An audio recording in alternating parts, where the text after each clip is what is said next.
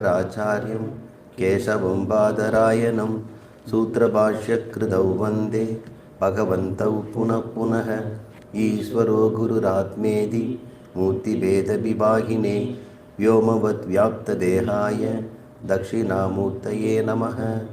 सहना भवतु सहनौ भुनक्तु सह वीर्यं करवावहै तेजस्विना अधीतमस्तु मा विद्विषावहैः। ओम शांति शांति शांति।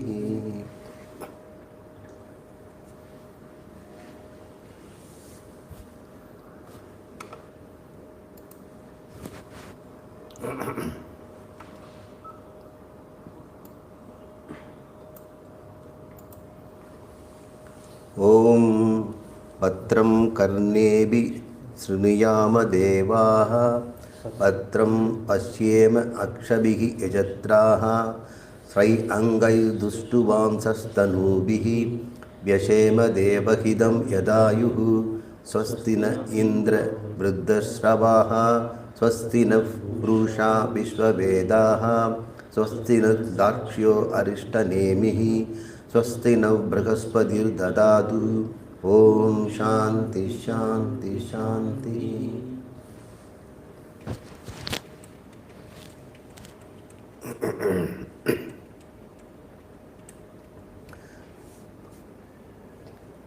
முண்டக உபனிஷத்தில் ஆறாவது மந்திரம், முதல் முண்டகம், முதல் பகுதி, அதாவது முதல் கண்டம், அதில் ஆறாவது மந்திரம்.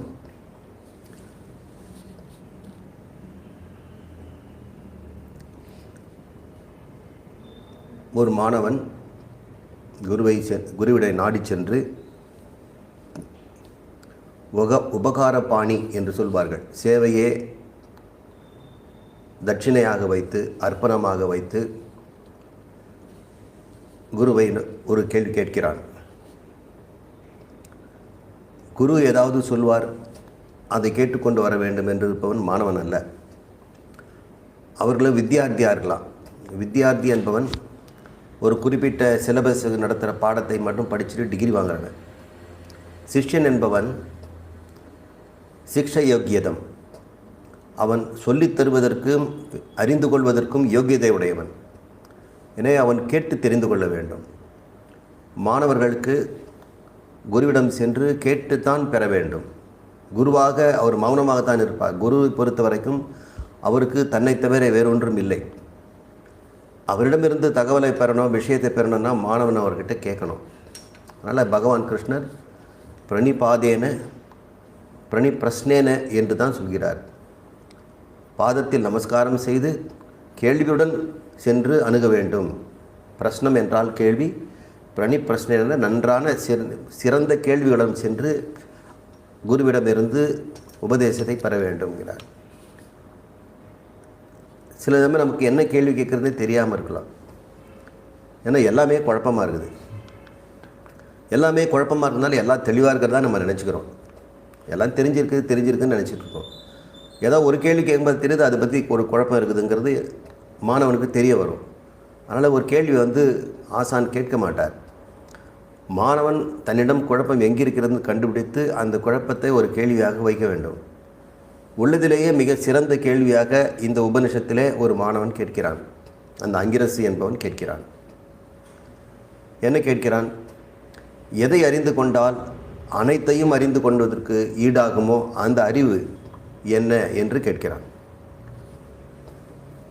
எதை அறிந்து கொண்டால் எல்லாம் அறிந்து கொள்ள முடியும்? எது ஒன்று காரணமோ அதை அறிந்து கொண்டால் அதனால் உண்டான அனைத்து காரியங்களும் அறிந்ததாக ஆகும்.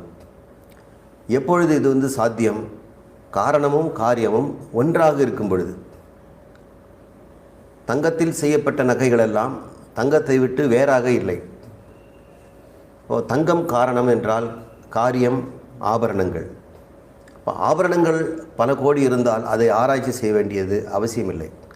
ஒரே ஒரு தங்கம் எடுத்து ஆராய்ச்சி செய்தால் அனைத்தையும் அறிந்து கொண்டவர்களாக நாம் ஆகிறோம். அப்போ காரணம் விஞ்ஞான சர்வம் காரியம் விஜ்ஞாதம் பவதி. காரணத்தை அறிந்து கொண்டால் அதோடு பிரிவற்றி இருக்கும் காரியத்தை நாம் அறிந்தவர்களாக ஆகிறோம்.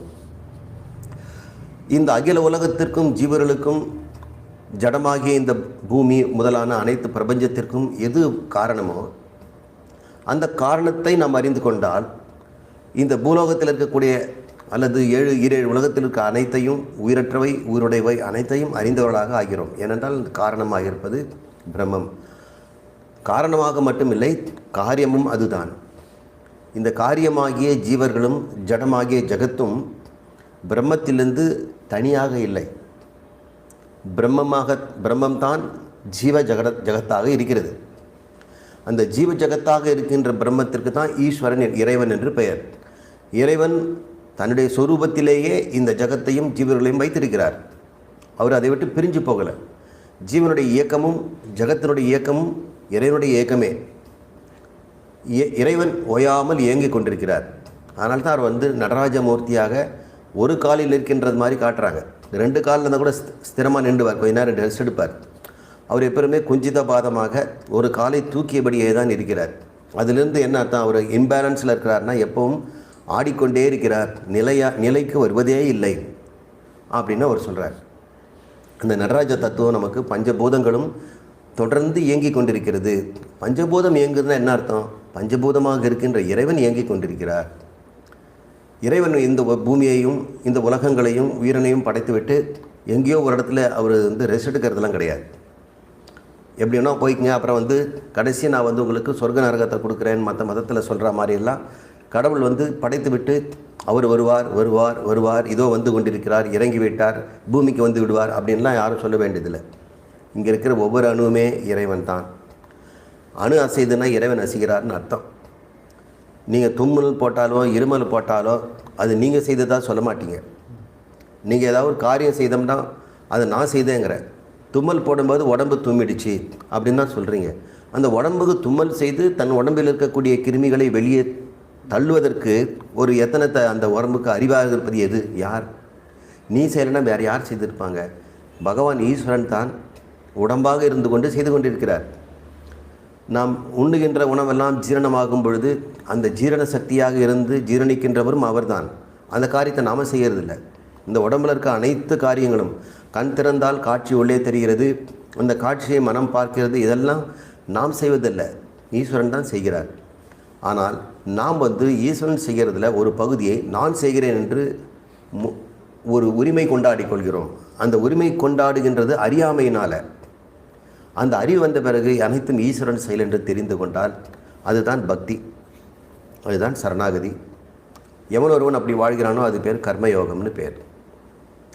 இந்த ஞானத்தை நமக்கு புகட்டுவதற்கு தான் இந்த கேள்வி அவர் கேட்குறார். கேள்வியை உபநிஷத்தை உண்டாக்கி அது கேள்வி கேட்கிறது. எதை அறிந்து கொண்டால் எல்லாம் அறிந்து கொண்டதுக்கு ஈடாகுமோ? அப்போ எல்லாத்தையும் படைத்த உருவாக்கிய படைப்பிலிருந்து சற்றும் வேறாக இல்லாத அந்த பிரம்மத்தை பற்றி கேள்வி அது. ஆனால் அந்த அவர் பரவித்யா அபரவித்யா 2 இருக்குதுன்னு சொன்னார். அப்படி இருக்கும் பொழுது நேரடியாக பரவித்யா என்று சொல்லக்கூடிய பிரம்மத்தை பற்றியே அவர் விளக்கியிருக்கலாம். ஆனால் அவர் என்ன சொல்கிறார்? அபரவித்யாவை பற்றி சொல்கிறார். ரிக்வேதம், எதிர்வேதம், சாமவேதம் போன்ற வேதங்களும் 6 அங்கங்களையும் உபாங்கங்களையும் சேர்த்து இன்னும் என்னென்னலாம் அவர் காலத்தில் இருந்ததெல்லாம் சொல்லியிருக்குது உபநிஷத்து. இன்றைக்கி நாம் பார்க்கின்ற 50 வகையான விஞ்ஞான விளக்கங்களும் துறைகளும், அப்புறம் பிஸ்னஸ்ஸு, சோஷியாலஜி, சைக்காலஜி போன்ற அனைத்து இயல்களும் அபரவித்யா என்று ஒரு பட்டியல் போட்டு சொல்லியாச்சு. அப்படி என்றால் எது பரவித்யா? ஏதொன்று அந்த அழியாத பொருளாகிய பிரம்மம் இருக்கிறதோ அக்ஷரம், அதை உனக்கு ஆத்மா என்று விளக்குகிறதோ அந்த விளக்க சொல், அந்த சொல் ஒன்றே யயா அக்ஷரம் அதிகம்யதே, எது ஒன்றுக்கு உனக்கு விளங்க வைக்கிறதோ அந்த விளக்கம் தருகின்ற பகுதிதான் பரவித்யா. அதுதான் ஞானம் தருகின்ற ஒரு வித்யா அல்லது கல்வி என்று சொல்கிறார். அந்த பிரம்மத்தை பற்றி இப்போ பேச்சு. அந்த அக்ஷரம்னு சொன்னார் இல்லையா, அந்த அக்ஷரம் எப்படிப்பட்டது அப்படின்னா, யத் தத், எந்த அந்த அக்ஷரம் அத்ரேஷ்யம், அக்ராஹ்யம், அகோத்திரம், அவர்ணம், அசக்ஷுகு, அசோத்திரம், ததக, அதுபோலவே பாணிபாதம், அபானி அபாதம்னு பிடிச்சிக்கணும். நித்தியம் விபும் சர்வகதம் சுசூக்ஷ்மம் தத்அவ்யயம் யத் பூதயோனிம் பரிபஷ்யந்தி தீராகா என்று சென்ற வகுப்பிலே இந்த மந்திரத்தை நாம் பார்த்து விரிவாக பார்க்கலாம் என்று சொன்னோம். இதுவரைக்கும் பிரம்மத்தில் இருக்கக்கூடிய எது பிரம்மம் இல்லை என்பதை இது சொல்கிறது. எது பிரம்மம் என்பது இது சொல்கிறது. இது எதிர்மறை கூற்று, இது நேர்கூற்றாக இருக்கிறது. இதுதான் பிரம்மம் அப்படின்னு. இந்த பகுதியை நாம் பார்ப்போம். அத்ரேஷ்யம் என்றால் எது ஒன்று திருஷ்யம் அல்லவோ, புலன்களுக்கு எட்டாதது. திருஷ்யம் என்றால் கண்களுக்கு மட்டுமில்லை, காதுக்கும் சுவைக்கும் வாசனைக்கும் தொடுவதற்கும் மற்றது.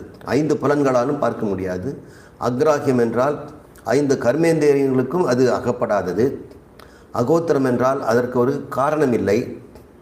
அவர்ணம் என்றால் அதற்கு குணம் ஏதும் இல்லை. கண்களோ காதுகளோ என்று சொல்லுவது இந்த புலன்கள், அதுக்கு புலன்களும் இல்லை. அதுபோலவே ததக பாணிபாதம், அபானி அபாதம் அப்படின்னு சேர்த்துக்கணும். அதுக்கு இல்லைன்னு அசக்ஷுங்கிறது ஒன்று எல்லாத்துக்கும் பொது. கண்கள் இல்லை, காதுகள் இல்லை, அதனால் சர்மம் இல்லை, நாக்கு இல்லை, சுவை இல்லை, எல்லாத்தையும் சொல்லிக்கணும். அப்புறம் பாணிபாதம்ங்கிறது 5 கர்மேந்திரியங்களாகிய பாணி, பாதம், பாயுரு, உபஸ்தம், வாக்கு என்று சொல்லக்கூடிய 5 செயல்களும் அதுக்கு இல்லை. அப்படிப்பட்டது என்னவாக இருக்கும் அப்படின்னு நம்ம கொஞ்சம் ஆராய்ச்சி தான் பண்ணி பார்க்கணும்.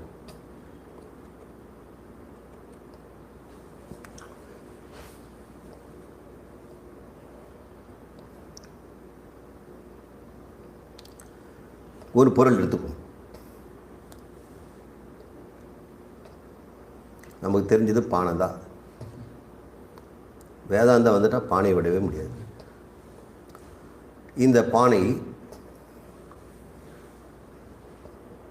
உலகத்தில் ஒரு பொருள், பிரபஞ்சத்துலேருந்து ஒரு பொருள் எடுத்துக்கலாம். நீங்கள் எது வேணால் எடுத்துக்கலாம். செங்கல் எடுத்துக்கலாம், மனுஷன் செய்துன்னு நினச்சிக்குவீங்க. அல்லது ஒரு பாறாங்கல் எடுத்துங்க, ஏதோ ஒன்று. இந்த பாறாங்கல்லோ அல்லது பானையோ உலகத்திலேருந்து எடுத்த ஒரு சாம்பிள். இந்த சாம்பிளில் இது நம்ம புலன்களால் பார்க்க முடியும். இது பார்க்க முடியுது இல்லையா? அதனால் இது திருஷ்யம்.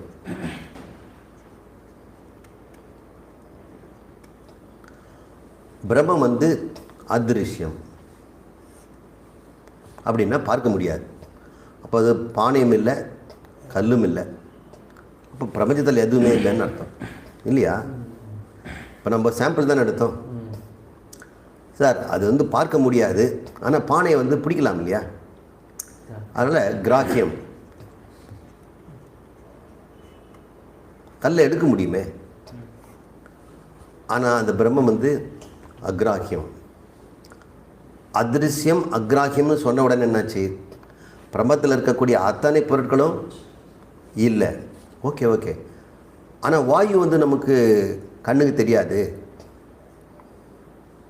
அதனால் அது வாயுவாக இருக்குமோ? ஏன்னா அது அதிருஷ்யம், கண்ணுக்கு தெரியறதில்லை. அக்ராஹியம் கூட. அப்படி பார்த்தோம்னா ஆகாயமும் நம்ம அந்த கணக்கில் சேர்த்துக்கலாம். அப்போ ஆகாசமாக தான் இருக்கும் பிரம்மம். அந்த எந்த ஒரு அக்ஷரம்னு சொன்னீங்களோ அதிருஷ்யம் அக்ராஹியத்தில் இது வர்றதில்லை. அப்போ நம்ம ஒரு முடிவு வரலாம், ஒருவேளை ஆகாயம் அல்லது வாயுவாக இருக்குமான்னு. ஆனால் அடுத்த வரி என்ன சொல்லுது? அகோத்திரம் அவர்ணம்ங்குது. இதுக்கு கோத்திரம் உண்டு. வாயு எங்கன்னா இதுக்கு வாய்க்கு ஒரு கோத்திரம் இருக்குது. கோத்திரம்னா காரணம். வாயு ஆகாசத்துலேருந்து தோன்றதுனால வாயுக்கு ஆகாசம் காரணமாக இருக்குது. அதனால் அகோத்திரம்ங்கிறதுனால வாயுவை நம்ம கணக்கு சேர்க்க முடியாது. அப்போ ஆகாயத்துக்கு அகோத்திரம் சொல்லலாமா? ஆகாயமும் கூட ஒரு காரணத்துலேருந்து தான் வந்தது. எங்கேருந்து வந்தது? மாயைங்கிற ஒரு அவ்வியக்தமான ஏதோ ஒன்று இருக்கிறது, அது சொல்லனாதது, அனிர்வசனீயம். அதிலிருந்து ஆகாயம் வந்ததுனால இதுக்கு கோத்திரம் இருக்குது. அப்போ ஆகாசத்தை நம்ம வந்து அகோத்திரம்னு சொல்ல முடியாது. அப்புறம் அவங்க என்ன சொல்கிறாங்க, அவர்ணம்னு சொல்கிறார். அகோத்திரங்கிறதுனால ஒருவேளை மாயை பிரம்மமாக இருக்குமோ அப்படின்னு சொல்லி. ஆனால் மாயைக்கு 3 குணங்கள் இருக்குது இல்லையா, சத்துவம்,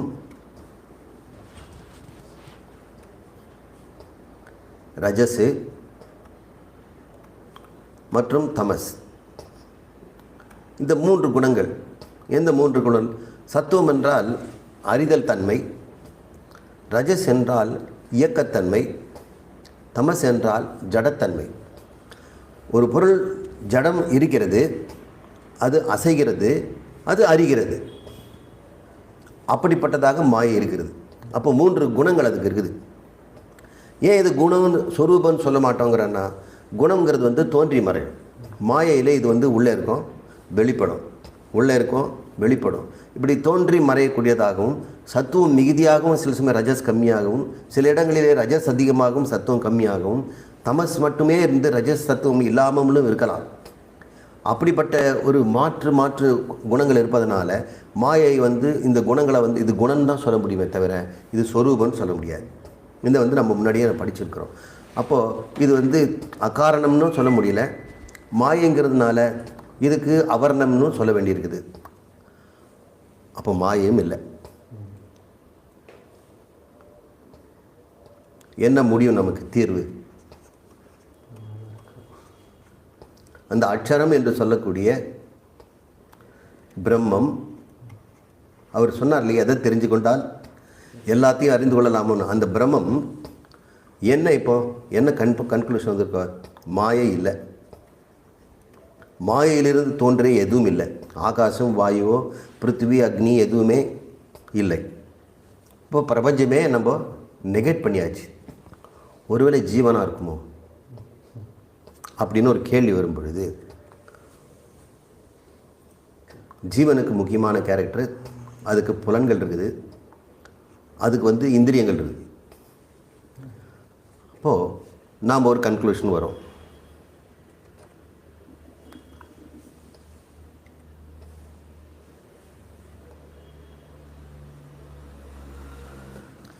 ஒருவேளை ஜீவனாக இருக்குமோ?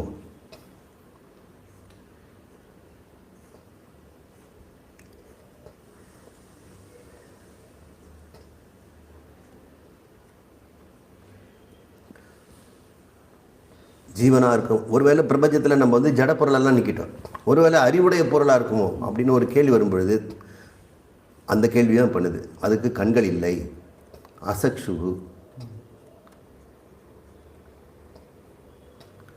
அதுபோல் அதுக்கு வந்து காதும் இல்லை அப்படின்னு ஒன்று 5 சொல்லிகிட்டு இருக்கணும், லிஸ்ட்டு போடணும். அசக்ஷுன்னு சொன்னாலும் ஸ்ரோத்திரம்னு சொன்னாலும் 5 புலன்களும் இல்லை, புலனற்றது. ஒருவேளை புலன்கள் இல்லாமல் ஒரு வேளை இயக்கம் பண்ணுமோ, அமீபா மாதிரி அப்படின்ட்டா அது கைகளும் இல்லை, கால்களும் இல்லை, வேறு இனப்பெருக்க உறுப்பும் இல்லை, எல்லாத்தையும் 5 கர்மேந்திரியங்களும் இல்லை அப்படின்னு வச்சுக்கணும்.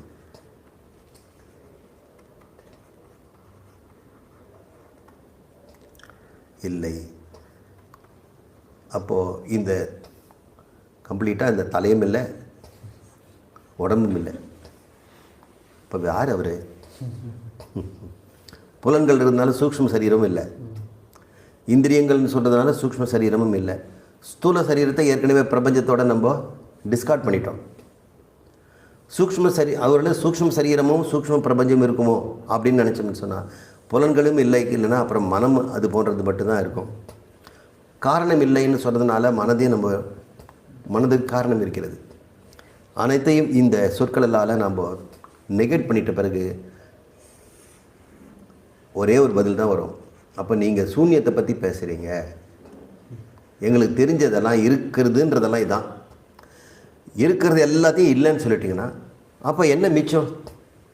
இன்மை தானே மிச்சம், சூன்யம் தான் இருக்கும். அது பேர் துச்சம்னு பேர்.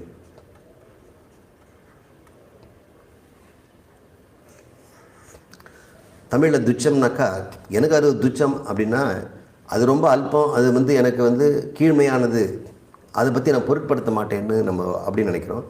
துச்சம் என்ற சமஸ்கிருத சொல்லுடைய அர்த்தம் முற்றின்மை. முற்றின்மை, முற்றிலும் இல்லை,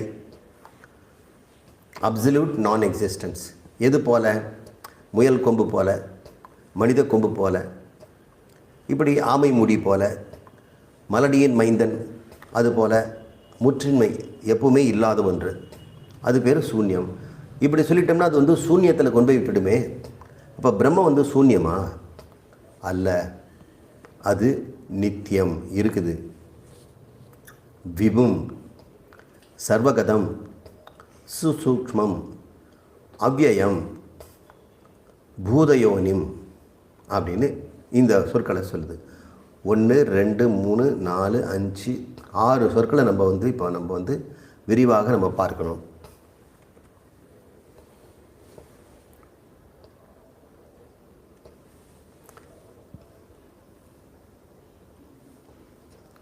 நித்தியம்.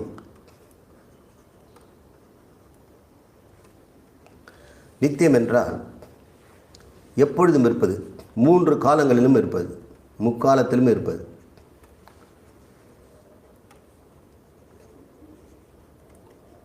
உண்மையிலே நித்தியத்துக்கு காலமே கிடையாது, காலமற்றது.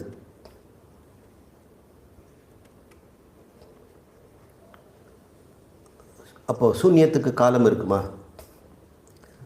காலமற்றது அப்படின்னு சொல்லும்போது சூன்யத்துக்கு காலம் இருக்க முடியாது. அப்போ சூன்யத்துக்கு காலமற்றதுன்னு சொல்ல முடியுமா? அப்படி காலமற்றது, ஏன்னா சூன்யமே இல்லாதது, காலமே இல்லாதது, அதனால் காலமற்றதுன்னு சொல்ல முடியாதனால காலமற்றது என்று சொல்வதனால காலத்தை கடந்த ஒன்று இருக்கலாம், அது நித்தியம் அப்படின்னு சொல்கிறோம். நித்தியம் என்பது எப்பொழுதும் இருப்பது. அப்படின்னா நித்தியம் என்பதே இருத்தலை குறிக்குது, சூன்யத்தை அது நிராகரிக்குது. அப்போ சூன்யம் இல்லைங்கிறத முதல் சொல்லே நமக்கு நிரூபிக்கிறது. ஏன்னா அது நித்தியம் இருக்கிறது. சார் சூன்யம் கூட நித்தியம் சார், அது இல்லாத பொருள், அது எதுக்கு நித்தியம் நீ சொல்கிற? இல்லாதது நித்தியம்னு சொல்ல முடியாதுல்ல, அதுக்கு அந்த வார்த்தையை அதுக்கு பொருத்தம் இல்லை. சூன்யத்துக்கு எந்த சொல்லுமே அதுக்கு ஆட் பண்ண முடியாது. ஏன்னா சூன்யம்னு ஒன்று இல்லவே இல்லை. சூன்யம் இருக்குதுன்னு சொல்லிட்டா டேஞ்சர். சூன்யத்துக்கு ஒரு இருப்பு வந்துடும். இப்போ சூன்யம் என்பதே இருத்தலையே நிராகரிக்கிறதுனால நித்தியங்கிறத சொல்ல அதுக்கு போகிறது. நித்தியம் என்று சொல்வதனாலேயே அது இருத்தல் பொருளாக இருக்குது. அதனால் அது சத்து தான், இருக்கிறதுன்னு அர்த்தம். நித்தியம்னு சொல்லும்போதே அது சத்து. அடுத்தது விபும் அப்படிங்கிறாங்க. ஏதோ ஒன்று சத்து இருக்குது போல் இருக்கு அப்படின்னு நினச்சக்கூடாது. விபும் என்றால் விவித பு அப்படின்னு சொன்னால் பிரகாசமானது, தோன்றக்கூடியது, பல பல பொருட்களாக இருப்பது, பிறப்பிப்பது, விவிதமாக பல விதமாக அது பிரகாசப்பட்டு வெளிப்பட்டு கொண்டிருப்பது. ஆகாயம், வாயு, அக்னியாகவும், இதிலேருந்து சொல்லக்கூடிய செடி கொடி தாவரங்களாகவும், ஜீவர்களாகவும், பல பொருட்களாகவும், கனிமங்களாகவும், நவரத்தினங்களாகவும், உலோகங்களாகவும், அலோகங்களாகவும், அங்கக பொருளாகவும், அனங்கக பொருட்களாகவும், என்னென்ன பொருட்களெல்லாம் இருக்கிறதோ திரவியங்கள் அனைத்தும் விவித புகு. அப்படி விதம் விதமாக பிரகாசமாக இருக்கக்கூடியது என்று நம்ம எடுத்துக்கணும். அப்போது நிச்சயமாக இது சூன்யம் இல்லை. இப்போ கொஞ்சம் நமக்கு அந்த பிரம்மத்தை பற்றி ஒரு ஐடியா கிடைக்கிது. அது இருத்தல் உடையது, அதுதான் பலவாகவும் இருக்கிறதுனால சர்வ காரணமாக தான் இருக்க முடியும். அவர் கேட்டார் இல்லையே, எது அறிந்து கொண்டால். அதனால் இதுலேருந்து விபும்னு சொல்லும்பொழுதே நம்ம தெரிஞ்சுக்கலாம் அது சர்வகாரணி அப்படின்னு. சர்வகதம் அப்படின்றால் அனைத்தையும் வியாபித்திருப்பது. சர்வ வியாபகம்,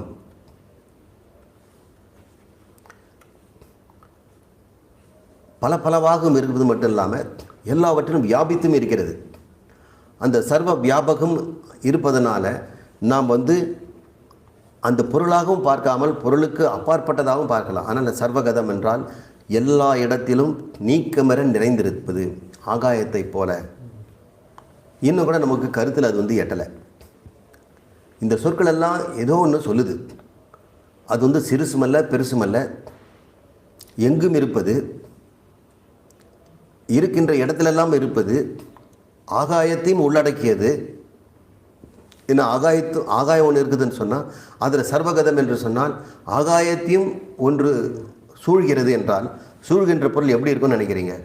எப்போவுமே ஒரு பொருள் சூழணும்னு சொன்னால் சூழ்கின்ற பொருளை விட நுட்பமாக இருக்கணும். ஒரு ஒரு ஒரு பங்களாவை வந்து பெயிண்ட் பண்ணணும் அல்லது ஒரு பொம்மைக்கு இதுக்கு பெயிண்ட் பூசணும்னு சொன்னால் பெயிண்ட் வந்து இதை விட நுட்பமாக தான் இருக்கணும். அப்போ தான் இதை வந்து முழுக்க பூச முடியும். பெயிண்ட்டுங்கிறது இவ்வளோ பெரிய கட்டியாக கொண்டாந்து கொடுத்து இதை எடுத்து இதில் வந்து எல்லாம் அப்ளை பண்ணுங்கன்னு சொன்னால் முடியாது. இது உடஞ்சி போயிடும். எது ஒன்று சூழ்கிறதோ, எது இதில் சர்வகதம்னு சொல்லும் பொழுது உள்ளியும் இருக்கணும் வெளியும் இருக்கணும், இந்த பானையினுடைய ஒவ்வொரு அணுக்குள்ளேயே இருக்கணும். அப்போ தான் அது சர்வகதம் அப்படின்னு பேர். அப்போ சர்வகதம்னா இதை விட நுண்மையாக தான் இருக்கணும். அதனால் அது சுசூக்மம் அப்படின்னு அதுக்கு அடுத்த வார்த்தை சொல்லுது. மிக மிக சூக்ஷ்மமானது. ஏதோ ஒன்று இருக்கிறது, எப்பொழுதும் இருப்பது, அது தோற்றமே கிடையாது.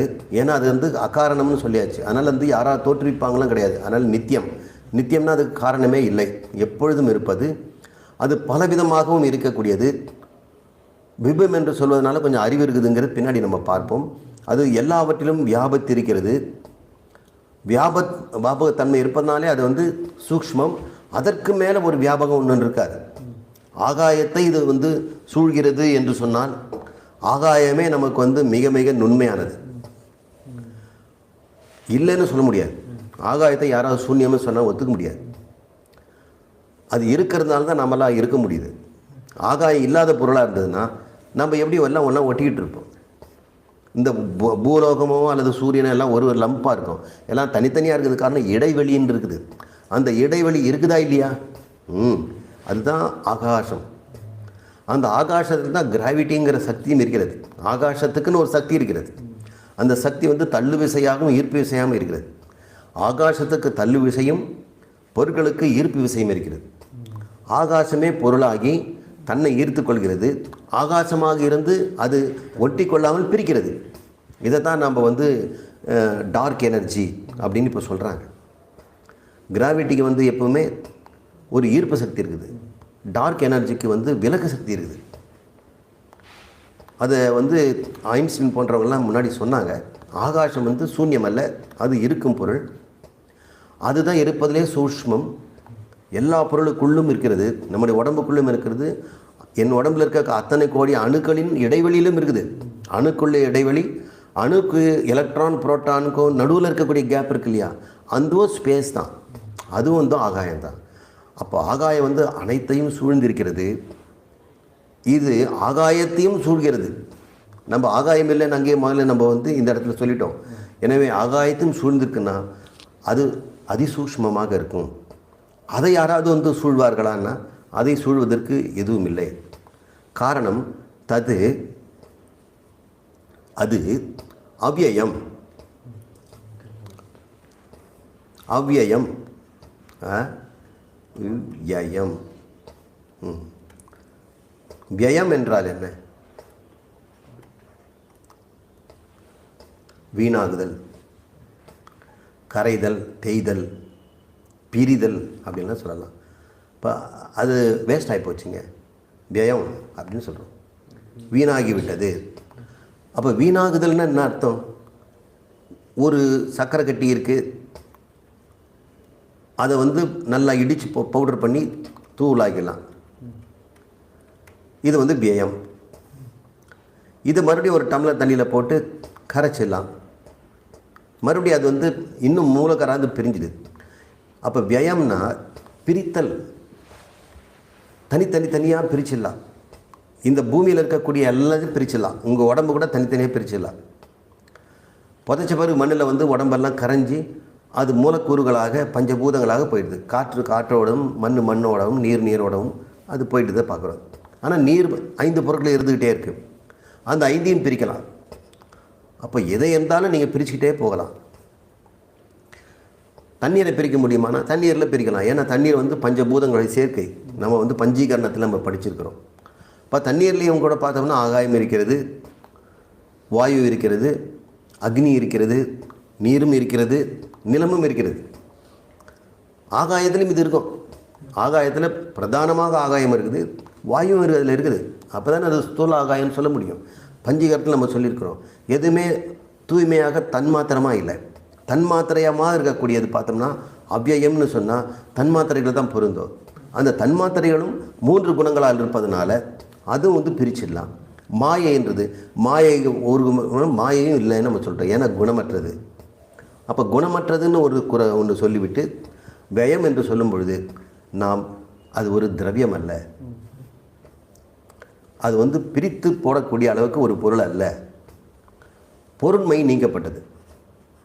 அப்போ இதுவரைக்கும் நம்ம என்ன நினச்சிட்டு இருந்தோம், பொருண்மை அல்லது திரவியம். திரவியம்னா எடுத்து கையாளக்கூடிய ஒரு பொருள், தங்கம் வெள்ளி போல பொருட்தன்மை அது இருக்குது.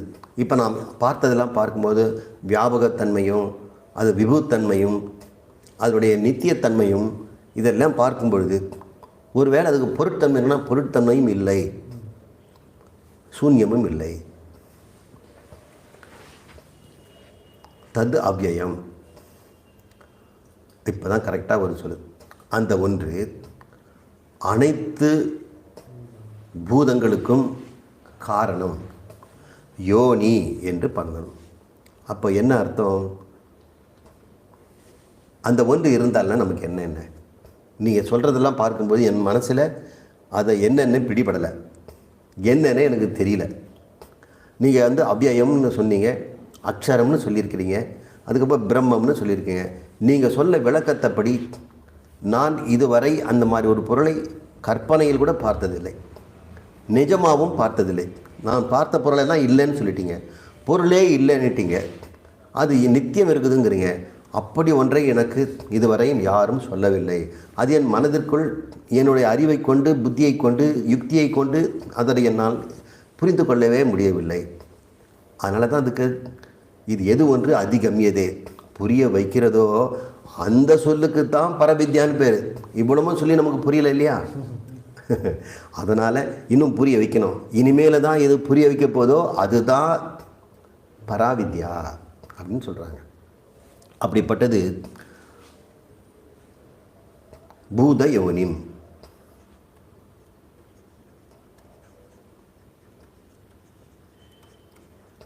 யோனி என்றால் காரணம்.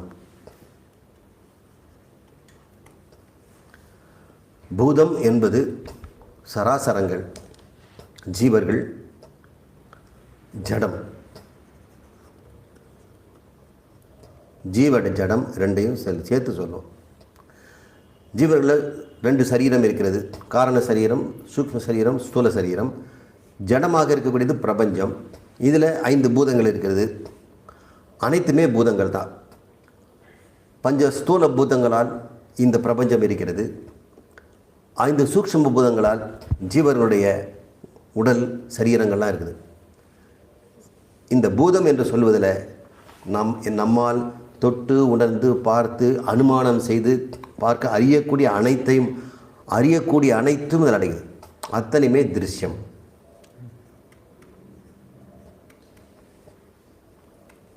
இந்த திருஷ்யங்கள் அனைத்திற்கும் அதுதான் காரணம். கடைசியில் கொண்டு வந்துருச்சு. நீ எதெல்லாம் அறிகிறேன்னு சொல்கிறியோ அதுக்கு காரணம். அப்போ அது அறிவியா? அறிவதற்கு காரணமாக இருப்பதனால அந்த காரணத்தை எப்படி நீ அறிய முடியும்? காரியம்தான் உனக்கு தெரியும். காரணம் இப்போ இல்லை, இப்போ காரியமாக இருக்குது. அப்போ காரியத்தை வைத்து தான் காரணத்தை அறியணும். காரியம்தான் உங்ககிட்ட அறிவதற்கு உனக்கு கொடுக்கப்பட்டிருக்கிறது. உன்னுடைய புலன்களும் இங்கே உலகத்தில் இருக்க பொருளும் ஒன்றை ஒன்று பார்த்து கொள்ளக்கூடியது. என் புலன்கள் மற்றவற்றை பார்க்கிறது. இதுக்கு காரணமாக ஒன்றை நாம் எப்படி பார்க்கிறது? காரணம் என்ன? இது களிமண் காரணம், பானை காரியம். காரியமாகிய பானையை பார்க்கும் பொழுது காரணமாகிய களிமண்ணும் பார்க்கிறேன்.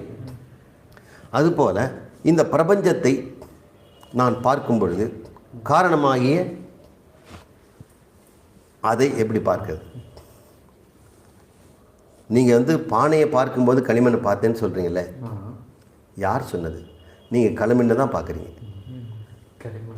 பானை யாரும் பார்க்கல. பானைங்கிறது நீங்கள் நினச்சிட்டு இருக்கீங்க பானையை பார்த்தால் களிமண் தெரியணும். இல்லை, களிமண் தான் பார்க்குறீங்க. களிமண்ணுக்கு நீங்கள் பானைன்னு பேர் வச்சுருக்கிறீங்க. அதே போல் நீங்கள் ஜகத்தை பார்க்குறீங்கன்னு சொன்னால் பிரம்மத்தை தான் பார்க்கிறீர்கள். பிரம்மத்திற்கு ஜகத்தின் பேர் வச்சிருக்கிறீங்க.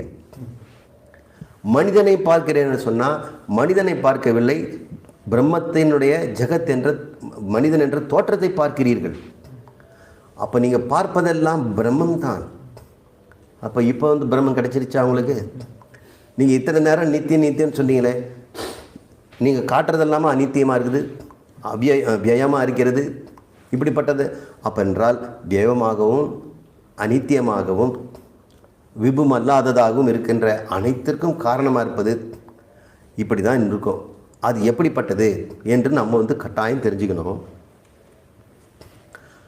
எவன் ஒருவன் அந்த ஒன்றை இப்படியெல்லாம் சொன்ன பிறகு இனிமேல் நம்ம சொல்ல இருக்கிறோம், அந்த ஒன்றை எவன் உள்ளபடியே புரிந்து கொள்கிறானோ பரிபஷ்யந்தி, அந்த காரண வஸ்துவை பூதயோனிம், அந்த அனைத்துக்கும் திருஷ்யத்திற்கும் அறியக்கூடிய அனைத்திற்கும் காரணமாக இருக்கின்றதை எவன் ஒருவன் நன்றாகவே பார்த்து விட்டானோ பரிபஷ்யந்தி, பஷ்யன்னா பார்த்தல், அவன் தீராகா, அவன்தான் புத்திமான், அவனே பண்டிதன், அவனே விவேகி, அவனே ஞானி. அப்படி என்று இந்த மந்திரம் மிக அழகாக நமக்கு ஒரு முன்னுரையை கொடுக்குது. இப்போ நம்ம பரவித்யா, இந்த பூதயோனி அப்படின்னு சொல்லிச்சு இல்லையா, அதை பற்றி இப்போ பார்க்க போகிறோம். அனைத்திற்கும் காரணம் என்று அது சொல்லியிருக்குது. இப்போ நம்ம மறுபடியும் ஒரு விளக்கத்துக்கு செல்வோம்.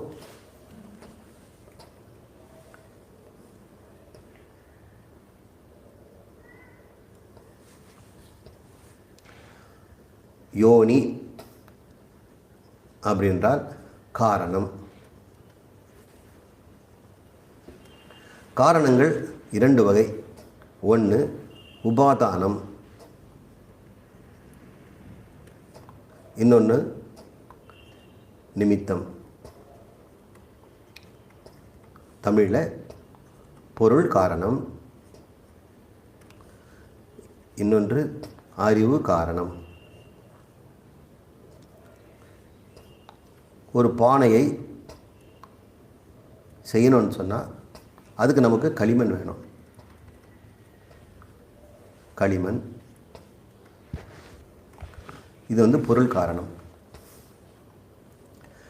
களிமண்ணே பானை ஆகிடாது. இந்த மாதிரி பானை ஆவதற்கு ஒரு அறிவு வேணும். இப்படி ஒரு பானை செய்யணும் அப்படின்னு சொன்னால் அதுக்கு ஒரு அறிவு வேணும். இது அகலமான வாய் இருக்கக்கூடிய சட்டி செய்யணும்னு சொன்னால் அதுக்கு ஒரு அறிவு வேணும். எல்லாத்துக்கும் உபாதான காரணம் ஒன்று தான். ஆனால் இதற்கு உள்ள இன்புட் அறிவு வேறு, இதுக்கு இன்புட் அறிவு வேறு, இதுக்கு வேறு ஒரு அறிவு.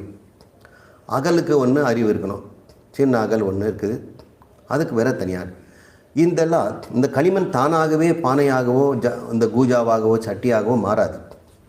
அப்போ இதுக்கு ஒரு அறிவு தேவைப்படுது. அந்த அறிவு குயவன். அந்த குயவன் அந்த உட்காந்துக்கிட்டு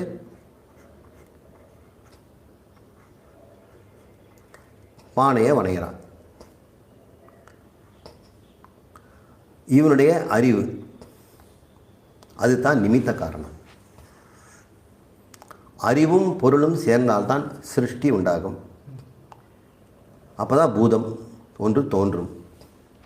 இப்போ பூத யோனிம், பூதமாக இருக்கக்கூடிய இந்த பானை முதலானவற்றிற்கு யோனிம் காரணம் என்றால் பொருட்காரணமும் அறிவு காரணமும் வேணும். இப்போ ஒரு பிரெட்டு செய்கிறாங்க அல்லது இட்லி செய்கிறாங்க. இட்லி சுடுவதற்கு மாவு உபாதான காரணம்.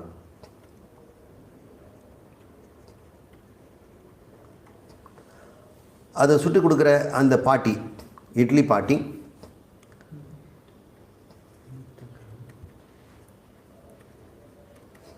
அவங்க தான் அதுக்கு அறிவு காரணம், நிமித்தம்.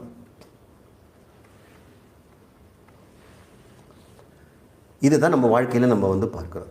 எதை நம்ம பார்த்தாலும் உபாதான காரணம் இருக்கும், நிமித்த காரணம் இருக்கும்.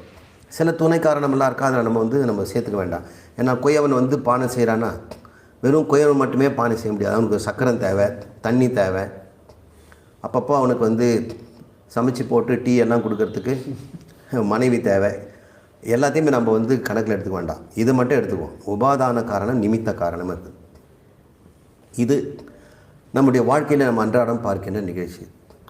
ஒரு பொருளை வாங்கிட்டு வந்தோம்னா அந்த பொருளை வாங்கிட்டு வர ஒரு சிருஷ்டி பண்ண பொருளை பார்த்தோம்னா அந்த சிருஷ்டி பொருளை இது நான் வாங்கிட்டு வந்த பிறகு பானையை வாங்கிட்டு வந்துட்டேன், இதில் உபாதான காரணத்தையும் கொண்டு வந்துட்டேன். ஆனால் நிமித்த காரணம் வீட்டில் கொண்டு வருவேண்ணா, அப்படி கொண்டு வந்தால் பிரச்சனை ஆகிடும். அவர் யார் வீட்டுக்கு போவார்? எனக்கு பானை வாங்கிட்டு சொன்னால் ஒருத்தர் கொண்டு வந்திருக்கீங்க, அவர் நிமித்த காரணம் கொண்டு வந்திருக்கிறேன்னு, அவர் அங்கேயே விட்டுட்டு வாங்கன்னு சொல்லுவோம். ஆனால் இந்த பிரபஞ்சம் என்று சொல்லும்போது நாம் பார்க்கின்ற ஒட்டுமொத்த பிரபஞ்சமும்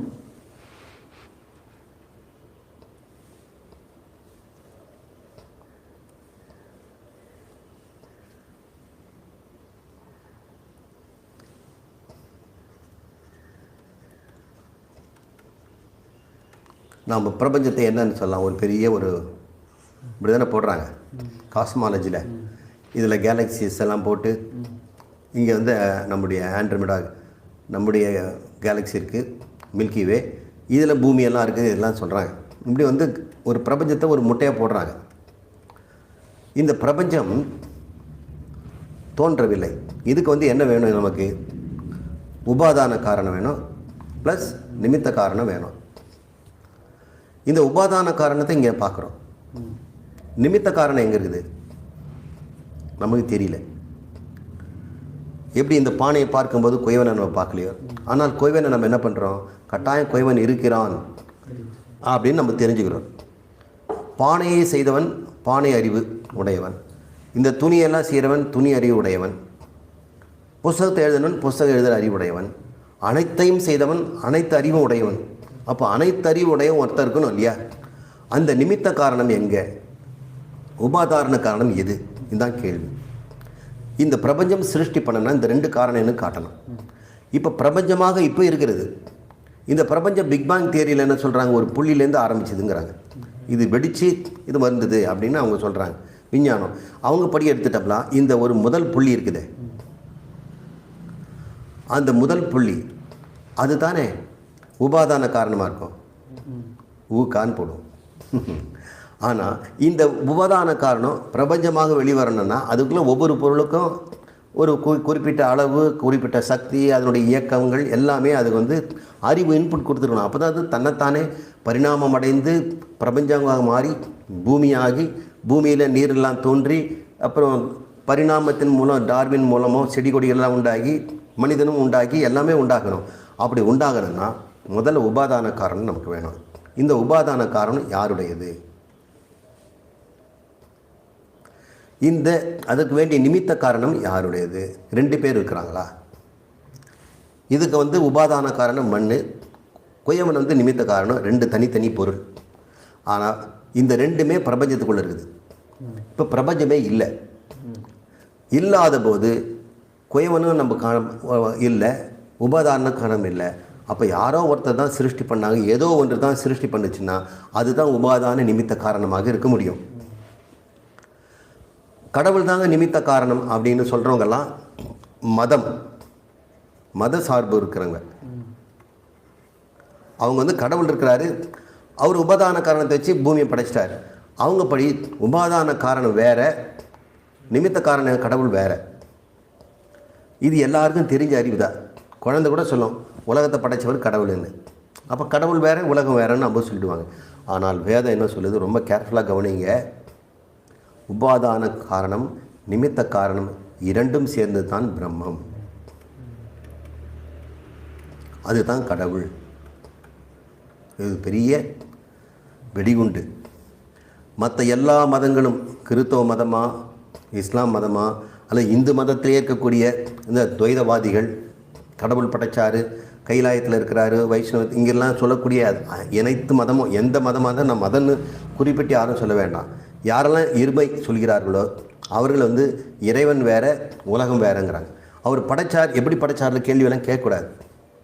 கேள்வி கேட்கக்கூடாதது நம்ப வேண்டியதெல்லாம் நம்ம எடுத்துக்கவே மாட்டோம். ஒன்றை அறிவை நம்ம அறியணும்னு சொன்னால் அது வந்து முதல்ல எனக்கு தெரியாமல் இருக்கணும். தெரிஞ்சவன் சொல்லும் பொழுது அவன் மேலே நான் நம்பிக்கை வைக்கணும். அப்போ அது பேர் ஸ்ரத்தைன்னு பேர். ஏன் அதை நம்புகிறேன்னா நான் வெரிஃபை பண்ணிக்குவேன், எப்படியாவது நான் அதை சரி பார்த்துக்குவேன். ஆனால் சரி பார்க்க முடியாததெல்லாம் ஒருத்தர் சொல்கிறான்னு வைங்க, நான் அதை நம்பி தான் ஆகணும். அது வந்து குருட்டு நம்பிக்கை. சரி பார்க்க முடியுங்கிறது ஒன்றுன்னு வச்சுங்க. ஒருத்தர் கணக்கை சொல்லி இப்படி இருந்தால் விடை வந்திருக்குதுன்னு சொல்கிறாரு வைங்க, எனக்கு புரியல, ஆனால் அவர் வந்து கண்டுபிடிச்சி சொல்கிறார், அது வரைக்கும் நம்புகிறேன். ஏன் நம்புகிறேன் தெரியுங்களா? நான் அதை வந்து மறுபடியும் வீட்டில் போய் சரி பார்த்து கொள்வேன். ஆனால் சரி பார்க்கவே முடியாதுங்க அப்படின்னு ஒரு மேத்ஸை சொல்கிறாரு. அதை சரி பார்க்கவே முடியலன்னா அவர் நம்பி தான் ஆகணும். அதெல்லாம் குருட்டு நம்பிக்கை. இப்போ யாரெல்லாம் அவங்களுடைய வந்து கடவுள் படைச்சார், கடவுள் வந்து படைத்தவர் வேறு உலகம் வேறுன்னு சொல்கிறாங்களோ அதை நான் நம்ப முடியாது. ஆனால் நான் பிரம்மம் தான் கடவுள், அது உபாதான நிமித்த காரணமாக இருக்க முடியும் என்று சொன்னால் அது சரி பார்க்க முடியும். அது எப்படின்னு நம்ம பார்க்கலாம். ஏன்னா சரி பார்க்கக்கூடியது தான் நம்ம வந்து ஏற்றுக்க முடியும். உபாதான காரணமாகவும் நிமித்த காரணமாகவும் பிரம்மம் இருக்கிறது என்றால் அதுவே உலகத்துக்கு வேண்டிய களிமண் போன்ற, இப்போ களிமண் வந்து என்னாச்சு, கடவுள் ஆயிடுச்சு, பொருளாகவும் இருக்கிறது, இந்த பானையாகவும் ஆயிடுச்சு. அப்படின்னு சொன்னால் இந்த களிமண் எது ஒன்றா மாறும் இல்லையா? ஏன்னா அதுக்கு அறிவு இருக்குது. இதுக்கு அறிவு இல்லாதனால தான் குயவன்கிட்ட வர வேண்டி இருக்குது. ஒரு கால் இந்த பிரபஞ்சம் அறிவும் பொருளும் ஒன்றேயான பிரம்மத்திலிருந்து தோன்றியிருந்தால் ரெண்டு காரணமும் ஒரு காரணம் ஆயிடுச்சு. அதனால் பிரம்மத்திற்கு நாம் ஒரு பேர் கொடுத்துருக்கோம், உபாதான நிமித்த அபின்ன காரணம் அப்படின்னு பேர். அதான் காரணம் தான் யோனிம். இந்த பூதமாகிய இந்த பூதம்னு சொல்லக்கூடிய பிரபஞ்சத்திற்கு இரண்டுமாகவும் தாயும் தந்தையுமாக, உபாதான காரணம் வந்து தாய், நிமித்த காரணம் வந்து தந்தை. அதனால் தாயும் தந்தையுமாக அவர் இருக்கிறார். அவருக்கு ஒரு தாய் தந்தை இல்லை, காரணம் இல்லாமல் இருக்கிறார். அவர் தாயும் தந்தையுமா இருக்கனால, ஆணும் பெண்ணுமா இருக்கனால அர்த்தநாரீஸ்வரர் அப்படின்னா நம்ம உருவகப்படுத்தி காட்டுகிறோம். ஏன் வந்து உபாதான காரணத்தை வந்து தாயின்னு சொல்லணும், நிமித்தம் கூட சொல்லலாமே அப்படின்னு சொல்ல முடியாது. தாய் ஒரு நிலம் போல, அவரோட கர்ப்பப்பை இருக்கிறது. தந்தை ஒரு காரணம், கர்ப்பப்பை இருப்பதனாலே தாய் வந்து குழந்தை பெற்றுக்க முடியாது. தந்தை என்ன பண்ணுறாரு, அவர் ஒன்றுமே செய்யலை, நிமித்தம் தூண்டி விட்டுட்டு போயிடுறார். ஆனால் தாய் தான் உற்பத்தி பண்ணுறா. அதனால் தாய் என்பதை வந்து உபாதானத்துக்கு நம்ம வந்து ஒத்துக்கொள்கிறோம். மற்றபடி அது ஆர்குமெண்ட்லாம் ஒன்றும் வேண்டாம். இல்லை குரோமோசோம் படி ரெண்டு பேருமே ஈக்குவல் கான்ட்ரிபியூஷன்லாம் அதெல்லாம் நான் கேட்கல. உபாதான பொருள் பார்த்தோம்னு சொன்னால் அதிகமான உபாதானத்தை யார் தராங்க? உடம்புக்கு அந்த முட்டை பார்த்தீங்கன்னா தாய் வயிற்றில் இருக்கக்கூடிய முட்டை வந்து பெருசு, தந்தையினுடைய விந்து செல் வந்து சின்னது, அது துளி. இது பெரிய பூசணிக்கான்னு சொன்னால் அது வந்து கடுகை விட சின்னது. அந்த அந்த ஸ்பெர்ம் சொல்லக்கூடிய தந்தையினுடைய இந்த தலையில் இருக்கக்கூடிய அந்த குரோமோசோம் இருக்கு இல்லையா, அது மட்டும்தான் உள்ளே போகுது, மீதி எதுவுமே உள்ளே போகலை. இதெல்லாம் வெளியே நின்று போயிடுச்சாங்க. அவர் என்ன கொடுக்குறார் அப்போ? தந்தை அறிவு மட்டும் தான் கொடுக்குறார், குரோமோசோம்ஸ் தான் கொடுக்குறார். தாய் குரோமோசோமும் கொடுக்குறார், ஆனால் யோக்குன்னு சொல்லக்கூடிய முட்டையில் யோக்குன்னு சொல்கிறோம்ல, வெள்ளை மஞ்சள்னு சத்தாக இருக்கக்கூடிய பொருள். ஒரு கோழி முட்டை எடுத்தோம்னா அது உடைச்சோம்னா வெள்ளையாக தண்ணி வருது, கண்ணாடி மாதிரி, அது மஞ்சளாக ஒன்று இருக்கிறத பார்க்குறோம். இப்படி வந்து பார்க்கின்ற திரவமாக இருக்கக்கூடிய அத்தனையும் வந்து உபாதான காரணம். 21 நாள் கழித்து பார்த்தோம்னு சொன்னால் அதில் ஒரு பொருள் கூட அங்கே இல்லை. அங்கே வந்து ரோமங்கள், ரெக்கை, மூக்கு, திருன்னு அழகான ஒரு கண், அது வயிற்றுக்குள்ளே ஒரு குடல், அதுக்கு வந்து சிறுநீரகம், மலக்குடல், மூளை, சிந்திக்கிறது, கால், நகம் எல்லாம் இந்த மஞ்சள் தண்ணீர்லேருந்து உண்டாகுது. அதெல்லாம் அறிவு தான் கொடுத்தது. அறிவு கலந்த உடனே பொருள் வந்து வடிவம் அளிக்கிறது. அப்போது இந்த பிரம்மன் தான் இந்த பொருளாகவும் இருக்கிறது, அறிவாகவும் இருக்கிறதுங்கிறதுனால இங்கே நான் பார்க்கின்ற இந்த பிரபஞ்சம் கடவுள் தான். அவருடைய அறிவு தான் இப்படி இருக்குது, அவருடைய பொருள் தான் இப்படி இருக்குது. இந்த என்ன நான் பார்க்கிறேன், இந்த உடலும் பிரம்மம், என்னுடைய அறிவும் பிரம்மம், என்னுடைய செயலில் இருக்கக்கூடிய அறிவெல்லாம் அவருடைய அறிவு, நான் சிந்திக்கின்ற என்ற சிந்தனையெல்லாம் அவருடைய அறிவு. இந்த உடம்பில் இருக்கக்கூடிய ஒவ்வொரு மூலக்கூறும் அவரே. உடம்பில் உள்ள உபாதான காரணமும் நிமித்த காரணமும் கடவுள் இருப்பதனால இந்த மாதிரியான வேதத்தின் உட்பொருளை தெரிந்து கொண்ட தீரன் இந்த உலகத்தை எப்படி பார்ப்பான்? பிரம்மமாக தானே பார்ப்பான். பிரம்மமாக பார்க்கிறான்னு சொன்னால் பிரம்மம்னு பார்க்க மாட்டான். அவன் சேரு நாற்காலி வீடு என் வீடு உங்கள் வீடுன்னு தான் பார்ப்பான். ஆனால் அதையும் தாண்டி மாறாத ஒன்றாக சுத்தமாக நித்தியமாக விபுவாக அவ்வியமாக அகாரணமாக இருக்கிறது. அது உபாதான நிமித்த காரணம். அறிவுடைய பொருள் அறிவுடைய பொருள் மெய்ப்பொருள் என்று அவன் அறிகிறான். மெய்ப்பொருள் காண்பது அறிவு. அப்போ தீரா எது பராவித்யா, இந்த பரா ஞானம் என்று சொல்லக்கூடியது மெய்ப்பொருள் அறிவு தான். எதை பார்த்தாலும் மெய்ப்பொருள் காண்பது அறிவுன்னு வள்ளுவர் சொல்கிறார். அப்போ மெய்ப்பொருள் காண்பதுன்னா இங்கே பார்க்கின்ற பொருளாம் பொய்ன்னு சொல்லலை அவர். இதற்கு பின்னாடி ஒரு மெய்ப்பொருள் இருக்குதுப்பா, அதை எவன் பார்க்கிறானோ அது பேர் தான் அறிவு. மீதியெல்லாம் அறிவுன்னு சொல்ல மாட்டேங்கிறார். அப்போ அவரே பராவித்யாவை தான் அவரும் சொல்கிறார். அந்த அக்ஷரம் பிரம்மத்தை மெய்ப்பொருள் என்று சொல்லி எவன் ஒருவன் அறிகிறானோ அவனைத்தான் நான் தீரா அப்படின்னு சொல்கிறோம். பரிபஷ்யதி எவன் ஒருவன் பார்க்கிறானோ அந்த அவன் தான் தீரா, அவன் தான் அந்த தீரன். வள்ளுவருடைய குரல் இங்கே தான் வருது. இப்போ இந்த விளக்கத்தில் நமக்கு எந்த விதமான குழப்பமும் இல்லை. எந்த பொருள் எடுத்தாலும் பிரம்மம், சர்வம் பிரம்மம் என்பதனுடைய பொருள் இதுதான். இப்போ நமக்கு அடுத்த மந்திரத்துக்கு போவோம்.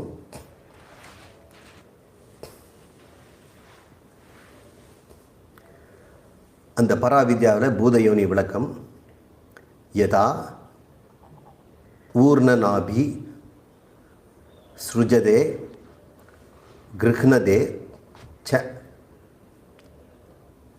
யதா பிருத்திவ்யாம் ஓஷதயः சம்பவந்தி யதா சதः புருஷாத் கேஷலோமானி ததா அக்ஷராத் சம்பவதி இஹ விஸ்வம் என்று மிக அழகாக இது சொல்கிறது. ஒரு கேள்வி, இதை சொல்லிவிடுவோம். அப்புறம் அடுத்த வகுப்பில் நாம் விரிவாக பார்ப்போம். எவ்விதம் எதானா எவ்விதம் ஊர்ணநாபி என்று சொல்லக்கூடிய சிலந்தி